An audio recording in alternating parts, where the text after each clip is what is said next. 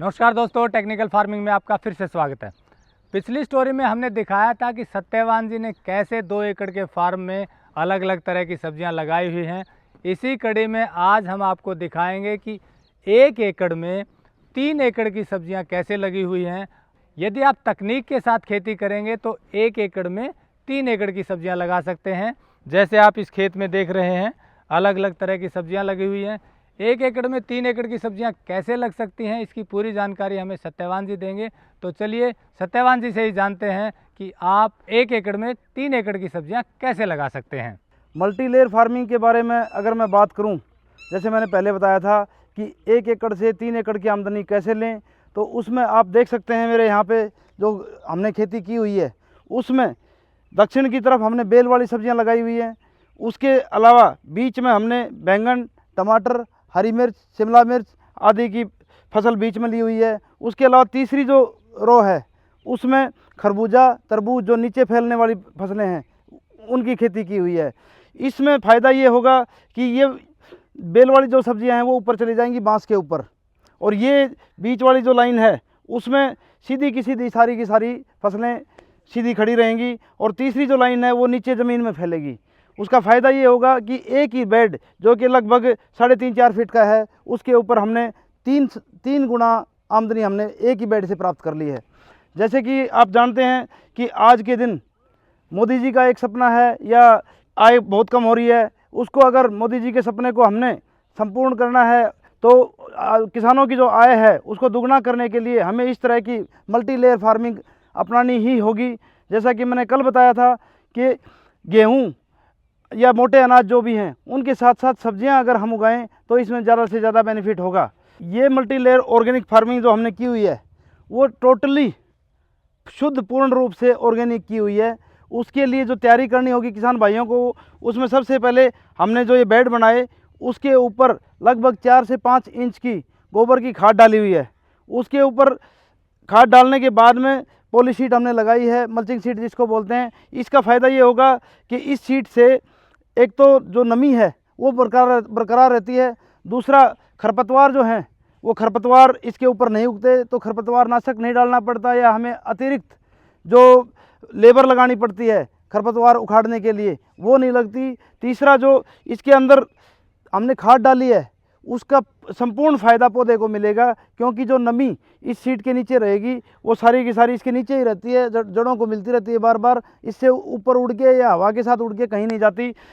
इसके अलावा मैं किसान भाइयों को कहना चाहूँगा, अगर इस तरह का मॉडल अपनाना है तो उसके अंदर हमें, जैसे गाँव में हर एक गाँव में लगभग 2 से 2,500 कम से कम आबादी है, उससे ज़्यादा बड़े गांव भी हैं। अगर काफ़ी लोग मिलके भी करें तो भी ये कार्य बड़े अच्छे तरीके से हो सकता है। इस बेड के ऊपर अगर देखें तो ये 3 तरह की सब्जियां ली हुई हैं, घिया है, उसके बाद में शिमला मिर्च है, उसके बाद में खरबूजा है।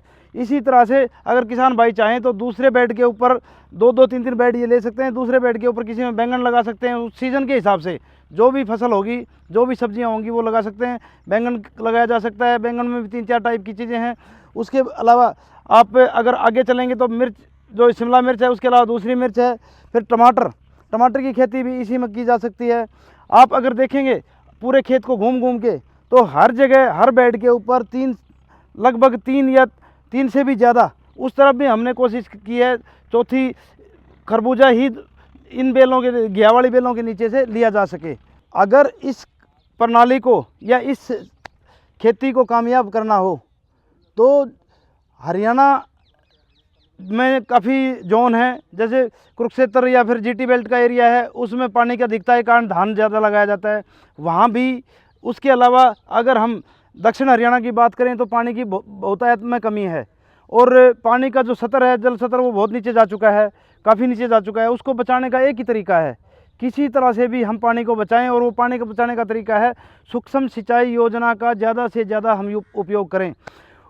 इस जो ये प्रणाली हमने लगाई हुई है उसके अंदर हमने इस मल्चिंग शीट के नीचे से ड्रिप की 2 लाइन बिछाई हुई है, जैसे कि ये ओपन बेड में हमने ये दिखाई हुई है। उस तरह से इसके अंदर से ड्रिप के माध्यम से पानी दिया जा रहा है, जो कि टपका सिंचाई के माध्यम से पानी जा रहा है। उसका फ़ायदा ये होता है, एक तो पानी ख़राब नहीं होता, दूसरा पानी की बचत हो जाती है, दूसरा पानी इधर उधर नहीं फैलता। अगर इधर उधर फैलेगा तो बेड से अगर दूसरी साइड में जाएगा तो वहाँ खरपतवार ज़्यादा होंगे, और या तो उसके लिए खरपतवारनाशी डालना पड़ेगा या फिर उसके ऊपर हमें लेबर लगानी पड़ेगी, जो कि किसान की आय में एक कटौती हो जाएगी। तो ये जो ड्रिप आपने दोनों तरफ लगाई हुई है, पानी ऐसा कहा जाता है कि सब्जियां ड्रिप में ज़्यादा अच्छी होती है, उसका क्या कारण है कि ड्रिप में ये सक्सेसफुल कैसे है? आप देख रहे हैं जैसे कि ये सब्जियां कितनी हरी भरी हैं, उसका सिर्फ और सिर्फ एक ही कारण है। यहाँ पे जो मेरे खेत की अगर मैं पर्टिकुलरली बात करूँ तो इसकी इसी 4 के आसपास है, और ये पानी जो है ना सब्जियों के लिए तो छोड़ दो, और फसलों के लिए भी गर्मी के मौसम में सूटेबल नहीं है।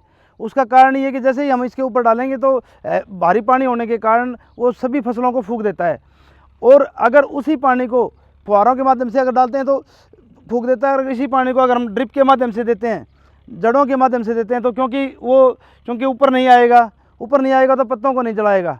और अगर हम उसी पानी को जड़ों के माध्यम से देते हैं तो आप देखेंगे बिल्कुल खाद की तरह वो पानी लगता है। उसका कारण, विशेष कारण क्या है कि जो रूट जोन है ना, उसमें उससे ऊपर पानी गिरता है और बड़ा धीरे धीरे गिरता है, तो फोर्स के साथ पानी नहीं जाता। वो जैसे ही रूट जोन तक जाता है, बालू रेत होने के कारण या दूसरे खाद वगैरह होने के कारण वो धीरे धीरे क्षण के बिल्कुल आरओ की तरह जड़ों तक पहुंचता है। ये सबसे बड़ा कारण है।